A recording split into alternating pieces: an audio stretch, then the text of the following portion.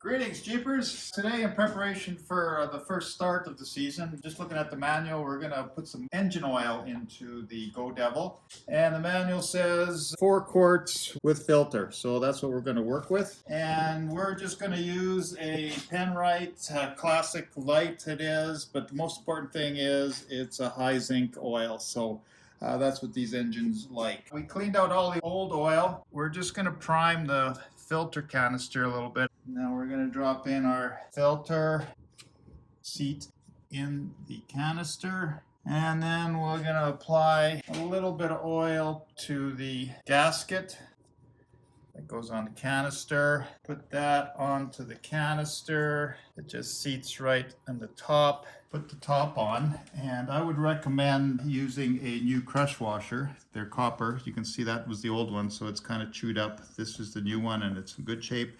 And then also this nylon washer that goes on. So crush washer, nylon washer, hold it down, screw it in, get your 5/8 socket on there. Get that snug, hand tight is plenty.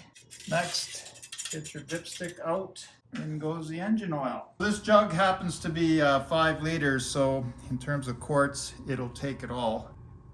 And there you have it. Put your dipstick back in and tighten it. Thanks for watching. Subscribe.